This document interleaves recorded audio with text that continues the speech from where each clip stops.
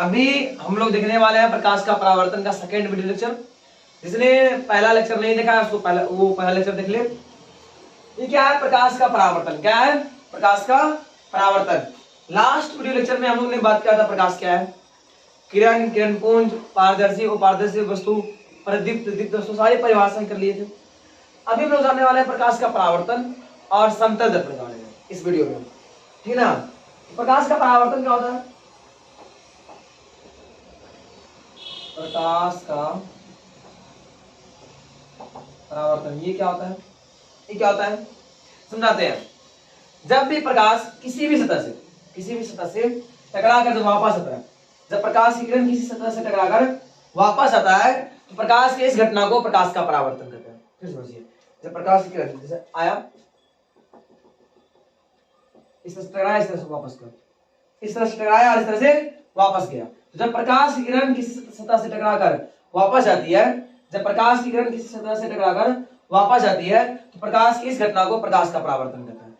असतः आप समझिए, आप समझिएगा तो सतह कैसा होगा? पारदर्शी होगा, अपारदर्शी होगा, पारभासी कैसा होगा? वो पारदर्शी होगा तो अगर पारदर्शी होगा तो उसमें पार हो जाएगा, उसमें अंदर चल जाएगा। पारभासी में बहुत ज्यादा जाएगा, भी बहुत ज्यादा इधर जाएगा। लेकिन अच्छा परावर्तन के लिए हमको क्या चाहिए? एक अपारदर्शी वस्तु। कैसा वस्तु चाहिए? अपारदर्शी वस्तु। हम लिखेंगे यहाँ पे, जब प्रकाश का किरण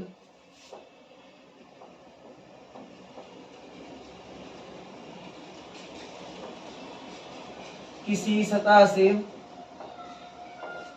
टकराकर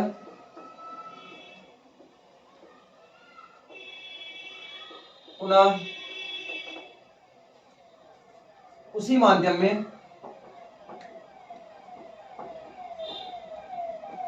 वापस लौट जाती है,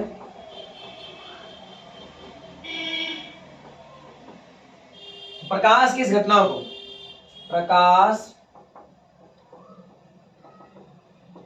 के इस घटना को प्रकाश का परावर्तन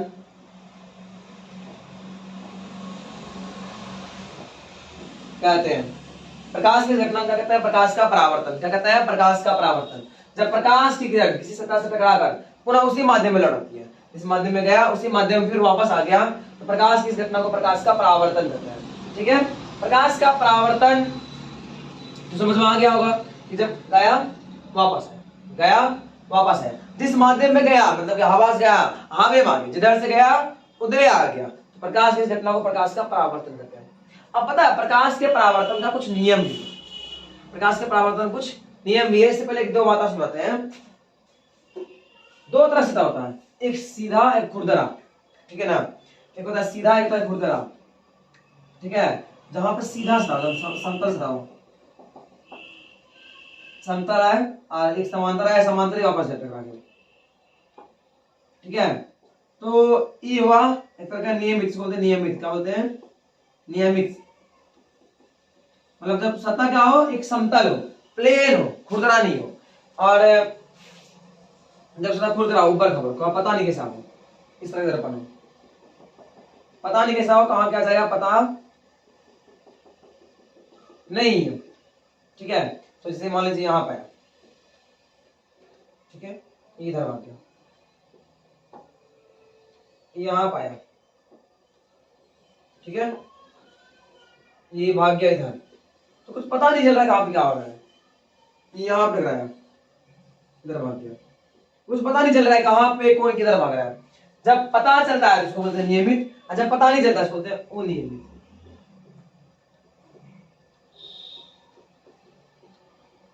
क्या बोलते हैं? अनियमित परावर्तन। जब प्रकाश का किरणों का समूह पता चलता है कि इस तरह से आया तो बोलते हैं नियमित परावर्तन। और जब पता नहीं चलता कि किधर गया किधर नहीं गया, मतलब सतह पूरा ऊपर खबर है, पूरा ऊपर खबर है, पता नहीं कहीं ऊपर कहीं धसा है कहीं उठा है, ऐसा भी है, उसको बोलते हैं अनियमित परावर्तन। क्या बोलते हैं? अनियमित परावर्तन।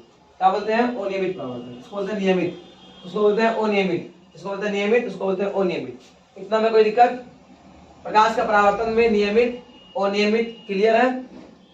चलिए आगे बढ़ते हैं।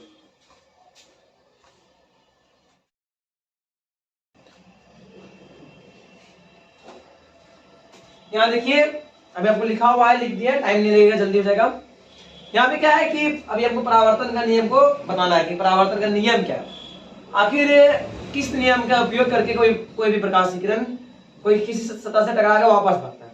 तो सिंपल सा लॉजिक है, दो नियम है। एक तो देखिए समझाते हैं, पहले आपको 4-5 और समझाते हैं। नीचे देखिए,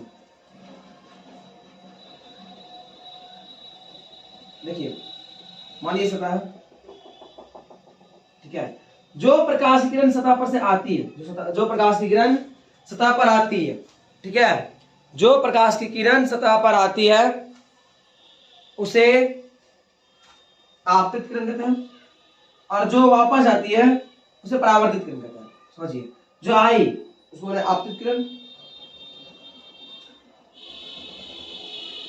ठीक है, और जो गया उसको बोलते हैं परावर्तित किरण, ठीक है। अब क्या देखिए, यहां देखिए, यहां समझिए। अब क्या है कि ये इस पर डालते हैं एक लंब, लंब डाल दिए। ये जो लंब डाले हैं इसको बोलते हैं अभिलंब। 90 डिग्री का कोण बनाते हैं, इसको बोलते हैं अभिलंब, ठीक है। डाला गया लंब या अभिलंब दोनों एक ही बात है, अभिलंब बोल दिए। अब देखिए आपतित किरण और अभिलंब, आपतित किरण और अभिलंब, इसके भी जो कोण बनता है इसको बोलते हैं आई, ठीक है। और आपतित किरण और परावर्तित किरण और अभिलंब, परावर्तित किरण और अभिलंब, इसको बोलते हैं आर। आई मतलब आपतन कोण, आर मतलब परावर्तन कोण, आर मतलब परावर्तन कोण।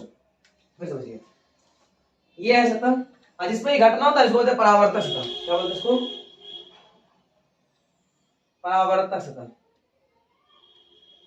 अब गौर कीजिए, अच्छा से गौर कीजिए, समझिए। ये हुआ आपतित किरण, ये हुआ परावर्तित किरण, ये हुआ अभिलंब, और आपतित अभिलंब, आपतित और अभिलंब, इसके पीछे कौन होता है आई, अभिलंब और परावर्तित इसको होता है आर। ये है परावर्तक सतह, इतना बात कोई दिक्कत नहीं है। अब यह नियम सोचिए, नियम क्या बोलता है? जो आपतित किरण है, परावर्तित किरण और अभिलंब है, तीनों एक ही तल में होगा, एक ही प्लेन में होगा, एकदम एक ही प्लेन, इस तरह से, ठीक है, एक ही तल में होगा।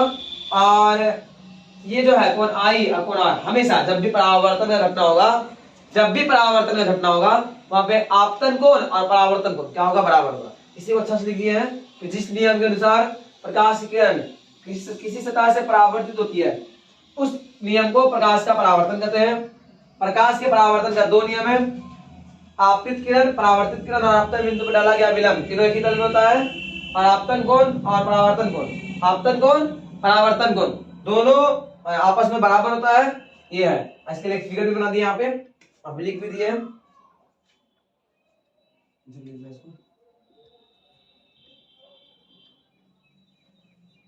फिगर में बना दिया है, लिख भी दिए हैं। और पूरा फिगर में ये एरो डालना मत भूलिएगा, एरो एकदम बिल्कुल मत भूलिएगा, ठीक है।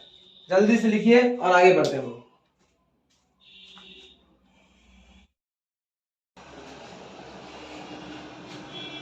हेलो एंड वेलकम बैक, ठीक है। तो अभी इस साइड में आपको देखिए लिखा हुआ प्रतिबिंब के बारे में। किसके बारे में लिखा है? प्रतिबिंब के बारे में। आपको सुनाते हैं प्रतिबिंब क्या होता है, समझिएगा। जैसे घर में आईना देते हैं, आईना देते हैं तो उसके अंदर एक अपने तरह लगता है फेस दिख रहा है ना, उसी फेस को कहते हैं प्रतिबिंब। क्या बोलते हैं? प्रतिबिंब। प्रतिबिंब को इंग्लिश में बोलते हैं इमेज। क्या बोलते हैं? इमेज। ओके, तो बोलता है किसी बिंदु से आती प्रकाश की किरणें दर्पण से परावर्तन के बाद जिस बिंदु पे मिलता है या मिलता हुआ प्रतीत होता है, मतलब क्या, अगर आया छोटा सा मान लीजिए इस तरह दर्पण है, गोले दर्पण यहां समझ रहे, अच्छा सतह है, ले लिया आपका दर्पण है, तो यहां पे प्रकाश आया और इसे काट गया, परावर्तन हुआ, रियल में काटा, रियल में काटा, रियल में से काटा तो उसको बोलते हैं वास्तविक। क्या बोलते हैं? वास्तविक। या तो काटे परावर्तन के बाद जिस बिंदु पे काटे, या ऐसा फील हो कि ये अब काटने वाला है, आगे जब काटता हुआ फील हो, रियल में काटेगा नहीं, एक्चुअली ऐसा लगेगा कि ऊपर जाके कहीं काटेगा, लेकिन काटा हुआ नहीं है यहाँ पे, ठीक है ना। ऐसा ही इधर आगे दूर फैल रहा है, भी दूर फैल रहा है, कभी कहीं काटेगा नहीं, ठीक है ना, नहीं काटेगा। तो आगे से लग रहा है कि वहां जाके मिलेगा, ठीक है, इस तरह से। तो इसको बोलते हैं काटता हुआ प्रतीत होता है, क्या बोलते हैं इसको, काटता हुआ प्रतीत होता है, तो उसको बोलते हैं प्रतिबिंब। क्या बोलते हैं, प्रतिबिंब। मतलब किसी बिंदु स्रोत से आती प्रकाश की किरणें दर्पण से परावर्तन के बाद जिस बिंदु पर मिलती है या मिलती हुई प्रतीत होती है, उन्हें प्रतिबिंब कहते हैं। उन्हें क्या कहते हैं, प्रतिबिंब। अब प्रतिबिंब दो प्रकार होता है, कितना प्रकार होता है, दो। प्रतिबिंब दो प्रकार का होता है, कौन कौन भाई, वास्तविक और काल्पनिक। इसी को आभासी बोलते हैं, इसी का बोलते हैं काल्पनिक भी बोलते हैं, इसी काल्पनिक भी बोलते हैं, ठीक है। प्रतिबिंब दो प्रकार का, एक वास्तविक और एक काल्पनिक या आभासी, ठीक है। तो वास्तविक क्या होता है, जो रियल में कटते हैं, यहाँ रियल में कट के हैं, इसका फिगर भी बना दिए हैं अच्छा से कि आया रियल में से कट गया, अच्छा रियल में कट गया, इसको बोलते हैं क्या, वास्तविक। क्या बोलते हैं, वास्तविक। क्या बोलते हैं, वास्तविक। और पिछले बार क्या हुआ, ध्यान रखिए, यहाँ आया इस तरह से, यहाँ रियल में कट नहीं हो रहा है, यहाँ काट रहा है जबरदस्ती, मतलब क्या जबरदस्ती, मतलब ऐसा आगे जब कहीं कटेगा, ऐसा लग रहा है आगे जब कहीं कटेगा, तो क्या होता है, इसको बोलते हैं काल्पनिक। क्या बोलते हैं, काल्पनिक। जहां रियल में काटा वास्तविक, जहां काटता हुआ फील हुआ काल्पनिक। क्या है, काल्पनिक। वास्तविक क्या है, किसी बिंदु स्रोत से आती प्रकाश की किरणें दर्पण से परावर्तन के बाद जिस बिंदु पर वास्तव में मिलती है, उन्हें वास्तविक प्रतिबिंब कहते हैं, ठीक है। काल्पनिक क्या है, किसी बिंदु स्रोत से आती प्रकाश की किरणें दर्पण से परावर्तन के बाद जब वह वास्तव में नहीं मिलती है, वास्तव में नहीं मिलती है, हमको मिलता हुआ प्रतीत होती है, जब वह हमें वास्तव में नहीं मिलती है तो उन्हें काल्पनिक प्रतिबिंब होता है। इसे इसको बदलते बदल देते हैं,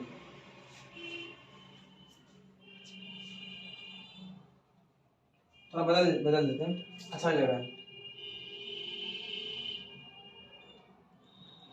आती प्रकाश की किरणें दर्पण से परावर्तन के बाद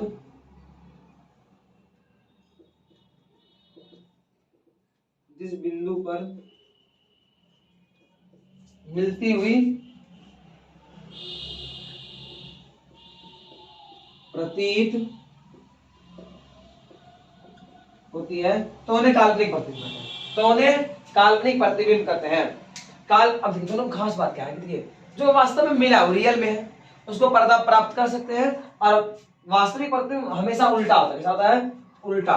वास्तविक प्रतिबिंब कैसा होता है, हमेशा हमेशा उल्टा होता है, वास्तविक प्रतिबिंब हमेशा कैसा होता है, उल्टा होता है। इसको पर्दा प्राप्त किया जा सकता है, इसको पर्दा प्राप्त किया जा सकता है, ठीक है। वास्तविक प्रतिबिंब वस्तु के सापेक्ष उल्टा होता है और इसको पर्दा में प्राप्त कर सकते हैं, लेकिन काल्पनिक प्रतिबिंब को पर्दा प्राप्त नहीं कर सकते हैं, और ये वस्तु के सापेक्ष सीधा होता है, कैसा होता है, वस्तु के सापेक्ष सीधा होता है,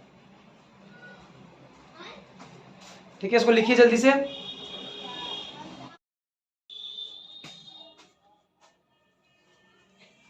चलिए, अभी जो लिखा हुआ है समतल दर्पण द्वारा बनने वाला प्रतिबिंब का किरण आरेख, ये आपका एग्जाम में आता है 2 नंबर में, कभी कभी 5 नंबर में आता है, कुछ मिला के कुछ क्वेश्चन, उसमें कुछ क्वेश्चन को ऐड करके, ठीक है ना।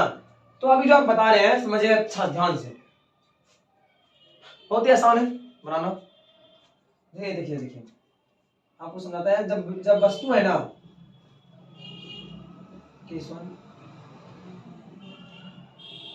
जब वस्तु बिंदु मतलब बिंदु जैसा छोटा सा बिंदु पॉइंट मतलब मान लीजिए इस तरह का है ऑब्जेक्ट, यहाँ पे मिरर रख दिए, ठीक है, समतल दर्पण रख दिए, यहाँ पे ऑब्जेक्ट है ओ, इसका बोल रहा है इमेज बनाने, क्या बनाने बोल रहा है, इमेज बनाने, ठीक है। इमेज है मेरे आरेख, इमेज के सामने आरेख, समझिए, आपको समझाते हैं, आपको ट्रिक सिखाते हैं, आप उससे बना सकते हैं, ठीक है। थोड़ा लंबा लेते हैं इसको, ये देखिए, आप जितना ऊपर यहां से लिए है ना स्केल की हेल्प से, मतलब सीधा में उतने नीचे ले लीजिए, यहाँ बिंदु डाल दीजिए, आई लिख दीजिए। अब जितना ऊपर यहाँ से ऊपर गया है दर्पण से परपेंडिकुलर, उतने स्केल से तो सामने सीधा में मार दीजिए,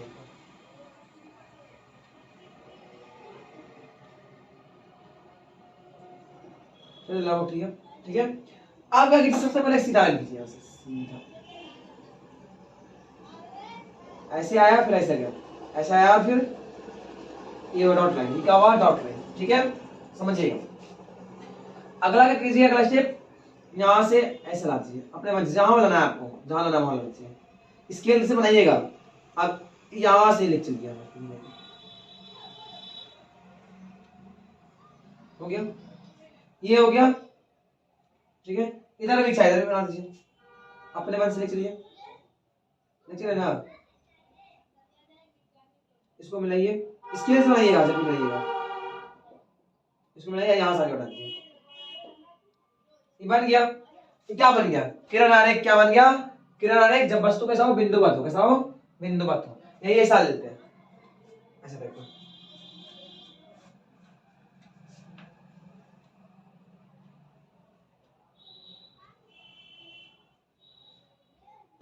ऐसा है। अब इमेज शीशा ऐसा रहता है खड़ा, ऐसा है तो कैसे बनाएंगे, कुछ नहीं करना है, जितना पीछे ऑब्जेक्ट है, क्या है, जितना पीछे ऑब्जेक्ट है उतने पीछे एक इमेज बनेगा। यहाँ बिंदु मान लीजिए, मान लिए, मान लिए, चलिए ब्लैक से बनाते हैं, मान लिए। अब सीधा लाइन, यहाँ से डॉट, इधर तो दर्पण है ना, पीछे तो जाएगा नहीं प्रकाश। अब यहाँ तीर मार दीजिए, तीर मारना इतना ही जरूरी है जितना कि क्या बोले, बहुत ज्यादा जरूरी है। फिर इसको इधर लीजिए, अपने मन से, अपने मन से लिख चल जाइए, इधर अपने मन से लिख चल गए। अब यहां से इसको बढ़ाइए, पहला हो गया। इधर आपका मान इधर भी कर सकते हैं, इधर लगे, इसको से मिलाइए और यहां से बढ़ा दीजिए। ये क्या बन गया, किरण आरेख, क्या बन गया, किरण आरेख। ये हो गया जब वस्तु कैसा हो, बिंदुवत हो, कैसा हो, बिंदुवत हो, ठीक है। अब बोलेगा विस्तृत वस्तु के लिए, बड़ा वस्तु के लिए, फैला हुआ वस्तु के लिए, यानी जब वस्तु बिंदुवत नहीं हो, एक जैसे हम लोग की तरह, हम लोग की तरह बड़ा इंसान है ना, हम लोग क्या है, वस्तु छोटा नहीं, बिंदु का नहीं, एक लंबा सा बड़ा है क्या, तो बिंदुवत तो कह नहीं सकते। अब इसका बाद जब वस्तु विस्तृत हो,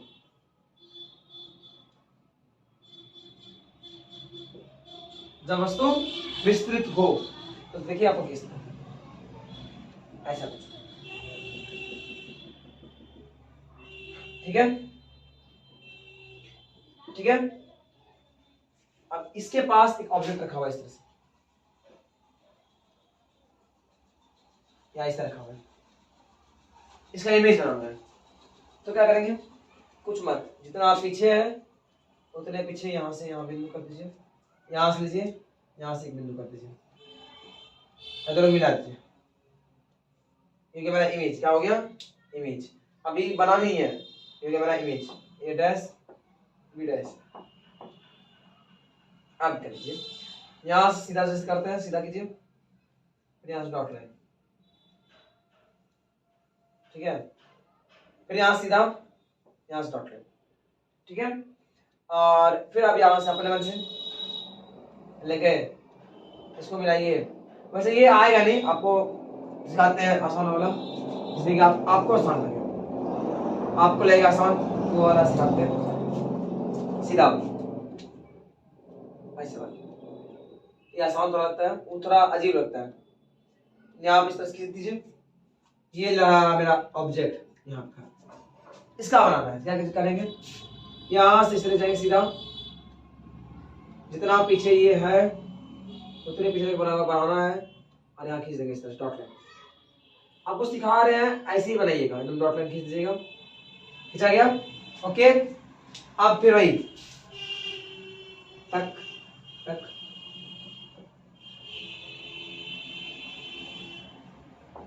ठीक है, ये हो गया, बन गया, इमेज का बन गया। आप यहां भी बना सकते हैं, सीधा गया डॉट डॉट डॉट लाइन, ठीक है। और उसके बाद फिर यहां से आप ले चल दिए इधर, ये बन गया, ऐसा भी बनता है। ये हो गया आपका क्या, विस्तृत हो, जब क्या हो, ये फैला हो, जब क्या हो, ये वस्तु फैला हो, बड़ा हो, बिंदु तरह नहीं हो, फैला हो, ठीक है। तो ये क्या बन गया आपका, किरण आरेख। फिर समझाते हैं इसको, फिर समझाते हैं, समझिएगा फिर से क्या करना है। एक दर्पण खींचेंगे, एक दर्पण खींचेंगे और एक वस्तु ले लेंगे, सामने ले लिए, यहां से सीधा प्रकाश भेजेंगे, यहां से क्या करेंगे, सीधा प्रकाश भेज देंगे, भेज दिए। अब जितना पीछे वस्तु उतना पीछे ये image, dot dot line image बना दीजिए अपने मन से, यहाँ आगे बढ़ा दिए डॉट लाइन, पीछे चल रहा हुआ लग रहा है, और ये इधर गया और फिर ये यहाँ से मिला यार, इस तरह से आगे बढ़ेंगे, पीछे नीचे लाइन बनाना होगा, ये वो आगे गया फिर डॉट डॉट लाइन, ठीक है। उसके बाद फिर क्या है, उसके बाद फिर क्या है कि इसको आगे बढ़ा दिया, इसको मिलाइए आगे इधर बढ़ा दिया, ये बनेगा क्या विस्तृत का, एकदम फैला हुआ का, इसको बोल दीजिए A B A dash B dash, A B A dash B dash, ठीक है। ज्यादा बार ये पूछा जाएगा ये क्वेश्चन कि बिंदुवत वस्तु के लिए किरण खींचे, अगर बिंदुवत नहीं लिखा हुआ है ऐसे बोलेगा किरण खींचे तो यही खींचेगा, आसान लगता है, अच्छा लगता है और आसान लगता है। इतना दो बार होता है कि यहाँ के लिए यहाँ के लिए यहाँ के लिए और यहाँ के लिए, इसलिए थोड़ा गंदा लगता है दिखने में, बट ये आसान लगता है, ठीक है ना। तो ये आपका हो गया किरण आरेख, समतल दर्पण द्वारा बनने वाला वस्तु का किरण आरेख हो गया ये, ठीक है। जल्दी से ध्यान दीजिए, 2 बार देख लीजिएगा वीडियो को।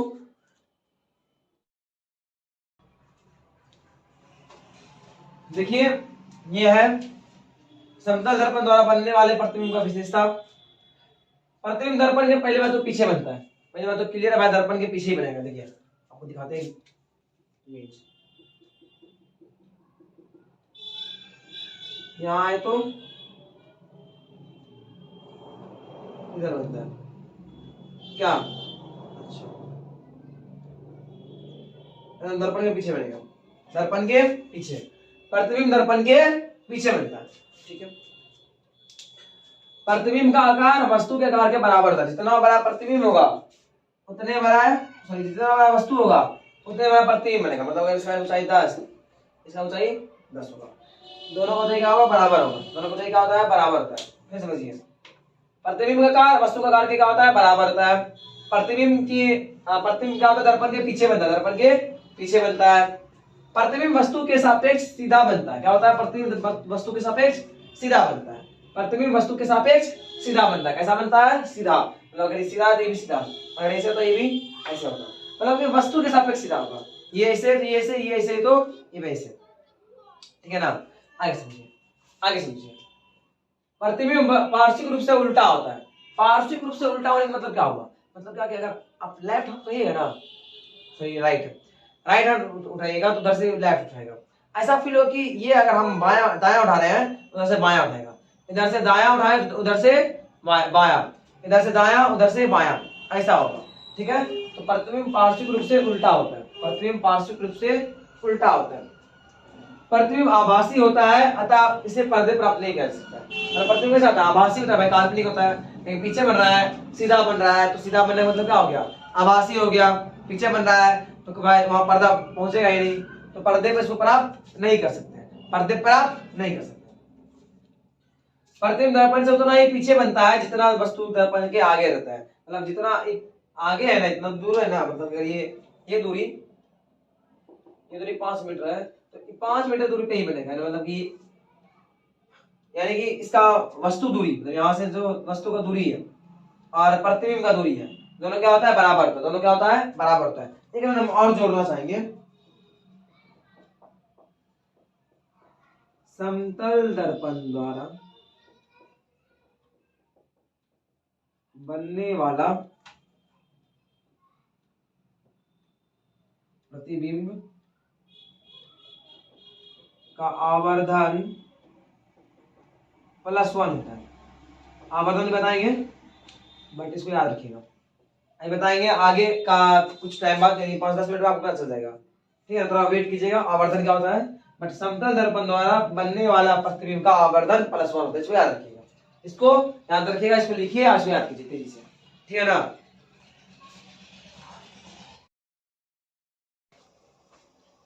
तो देखिए गोलीय दर्पण आ गए हम लोग, समतल दर्पण पढ़ लिया, अब गोलीय दर्पण की ओर फोकस करते हैं। वैसा दर्पण जिसकी परावर्तक सतह किसी खोखले गोले का भाग हो, गोलीय दर्पण कहलाता है। पहले बात तो गोलीय दर्पण क्या होता है समझिए, एक गोला ले लीजिए, कांच का गोला ले लीजिए, उसको काट दीजिए, उसको क्या कीजिए, काट दीजिए, तो जो काटने के बाद जो एक कटोरा से बना ना, वो कटोरा क्या कहलाया, गोलीय दर्पण। क्या बना, गोलीय दर्पण। गोलीय दर्पण 2 प्रकार के होते हैं, उत्तल और अवतल, अवतल या उत्तल, उत्तल या अवतल, ठीक है ना। अवतल उत्तल, अवतल उत्तल।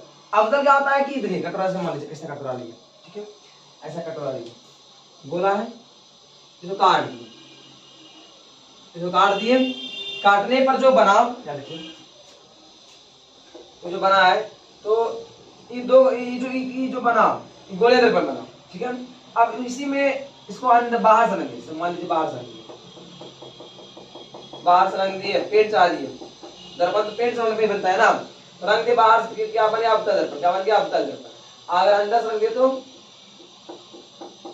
क्या बन गया उत्तल दर्पण। मतलब इसका बाहरी भाग रंगा हो, बाहरी भाग रंगा हो, आंतरिक भाग परावर्तन काम करे, परावर्तक पृष्ठ की तरह काम करे, ठीक है ना, ठीक है ना, परावर्तन का काम करे या कार्य करे, क्या कराएगा अवतल दर्पण, क्या कराएगा अवतल दर्पण। जैसे बना हुआ है फोटो, अवतल दर्पण में दो चीज होता है, वक्रता त्रिज्या और फोकस दूरी, वक्रता त्रिज्या और फोकस दूरी।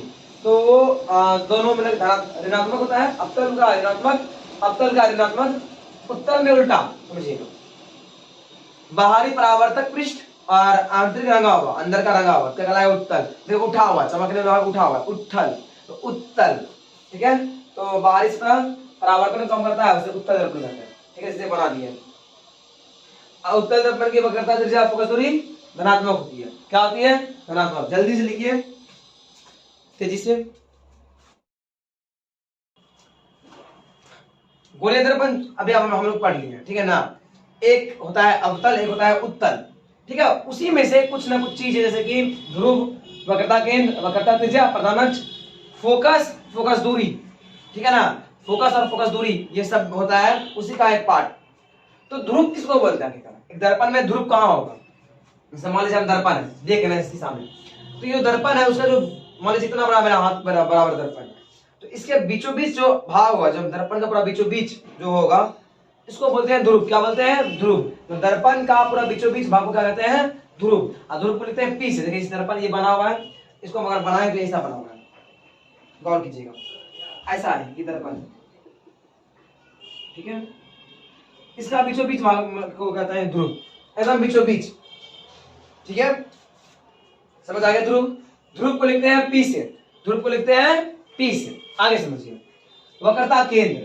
तो देखिए हम तो क्या बोले, गोलीय दर्पण कैसे बनता है, ये अवतल और उत्तल कैसे बनता है, एक गोला को काट के, गोला को काट के। तो जब गोला को काट के बनाते हैं अवतल दर्पण, तो जिस भी गोला को भाग था उसका कुछ ना कहीं तो सेंटर होगा। मान लीजिए गोला इस तरह से, तो हम काट के दर्पण बना दिया, इसका इस गोला का सेंटर तो होगा कहीं पे, तो उस सेंटर को क्या कहते हैं वक्रता केंद्र। क्या कहते हैं वक्रता केंद्र, ठीक है। इसको लिखते हैं सी से, किसे लिखते हैं सी से। जैसे देखिए सी हो गया मेरा, ये इस गोला का था तो ये क्या हो गया सी, वक्रता केंद्र, ठीक है। अब ऐसे समझिए, गोलीय दर्पण के दर्पण जिस गोले का भाग होता है उस गोले के त्रिज्या को वक्रता त्रिज्या कहते हैं। मतलब कि इसको आप ऐसे समझिए कि जैसे मान लीजिए गोलीय दर्पण है, अब जिस गोला का बना उसका त्रिज्या तो होगा ही, बिना त्रिज्या का गोला संभव है नहीं, तो क्या होगा यहाँ पे कि जिस गोला का बना है उसके त्रिज्या को वक्रता की त्रिज्या कहते हैं। या फिर सी और पी, सी यानी वक्रता केंद्र और पी मतलब ध्रुव, सी और पी के बीच के दूरी को वक्रता त्रिज्या कहते हैं। सी मतलब वक्रता केंद्र और पी मतलब ध्रुव, वक्रता केंद्र और ध्रुव के बीच की दूरी को क्या कहते हैं वक्रता त्रिज्या। ये भी कर सकते हैं, आपका ये भी परिभाषा सही होगा, ये भी सही है वो भी सही होगा, इसे आर से सूचित किया जाता है। फिर एक प्रधान अक्ष, क्या है प्रधान अक्ष। तो गोलीय दर्पण के ध्रुव से वक्रता केंद्र को मिलाने वाली रेखा, मिलाने वाली सरल रेखा को, मतलब सीधा लाइन, जो ध्रुव और पी दूरी को बोले वक्रता त्रिज्या। ये जो लाइन है, लाइन, इस लाइन का नाम रख दिया मुख्य अक्ष, मतलब ध्रुव और केंद्र, ध्रुव और केंद्र, इसको जो लाइन से मिला रहे हैं उस लाइन का नाम क्या है मुख्य अक्ष या प्रधान अक्ष, मुख्य अक्ष या प्रधान अक्ष, ठीक है। अभी हम लोग देखेंगे फोकस, फोकस दूरी और इसके बाद क्या होगा, इसके बाद फिर हम लोग पढ़ेंगे अवतल दर्पण का गुण, उत्तल दर्पण गुण, और चैप्टर करेंगे खत्म जल्दी से जल्दी, ठीक है ना।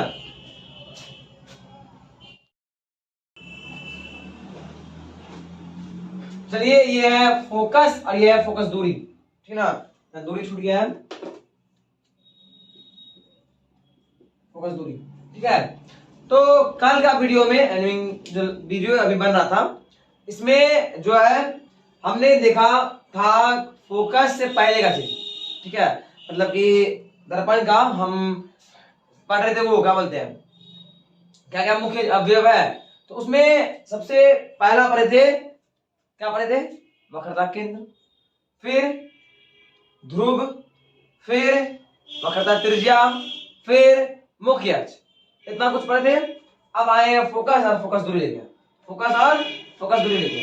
तो मुख्य अक्ष के समांतर आती प्रकाश की किरण परावर्तन या अपवर्तन के बाद जिस बिंदु पर मिलती है या मिलती हुई प्रतीत होती है, जिस बिंदु पर मिल रही है या फिर मिलती हुई प्रतीत होती है, उसे उस दर्पण का फोकस दूरी कहते हैं, उसे दर्पण का फोकस दूरी कहते हैं। मतलब कि समझिए, एक दर्पण है, ठीक है, दर्पण है, दर्पण के प्रधान अक्ष के पैरेलल समांतर अगर जो भी प्रकाश आएगा, आने के बाद कहाँ काटेगा? फोकस पे। कहाँ काटेगा? कहीं से भी आया, यहाँ आया फोकस पे गुजरेगा, कहीं भी आया, समांतर है ना, इससे समांतर है मुख्य अक्ष के, तो कहाँ गुजरेगा? फोकस से। कहाँ से गुजरेगा? फोकस से। कहाँ से गुजरेगा? फोकस से। तो फोकस क्या होता है? मुख्य अक्ष के समांतर आती प्रकाश की किरण अपवर्तन या परावर्तन, दोनों अपवर्तन या परावर्तन के बाद दर्पण को जिस बिंदु पे काटती है या काटते हुए प्रतीत होती है, देखिए यहाँ काटा रियल में, ये हो गया फोकस, यहाँ काटता हुआ प्रतीत हो, यहाँ काटता हुआ ऐसे ऐसे आया, ऐसे गया, ऐसे आया, ऐसे गया, और ये काटता हुआ प्रतीत हुआ, लगा गया कहीं काट रहा है, यहाँ कहीं काट रहा है, ये क्या है? ऐसा प्रतीत हुआ, इसको क्या बोले? इस बिंदु को फोकस बोले। क्या बोले? फोकस। क्या बोले? फोकस। फोकस दूरी क्या होता है? तो भाई फोकस और ध्रुव, फोकस और ध्रुव, उसके बीच की दूरी क्या कहते हैं? फोकस दूरी। फोकस क्या होता है? फोकस और ध्रुव के बीच की दूरी क्या कहते हैं? फोकस दूरी। इसे एफ से सूचित किया जाता है। गोलीय दर्पण में दर्पण की फोकस दूरी वक्रता त्रिज्या की आधी होती है। गोलीय दर्पण में क्या होता है? दर्पण में क्या होता है कि जितना फोकस दूरी है ना, उसका आधा वक्रता, सही समझिए फिर से, जितना भी वक्रता त्रिज्या होता है, जितना बड़ा मान लीजिए कितना बड़ा है, इसका आधा कर दीजिए क्या होगा? फोकस दूरी। तो गोलीय दर्पण में फोकस दूरी वक्रता त्रिज्या की आधी होती है, F बराबर R/2, F बराबर R/2। इसका प्रूफ भी होता है, हम लोग प्रूफ भी करेंगे, लेकिन पहले जल्दी जल्दी थ्योरेटिकल चीज कर लें। तब दो को प्रूफ है, दर्पण सूत्र और ये F बराबर R/2, इसको प्रूफ करना है, ठीक है? तो जल्दी इसको लिखिए।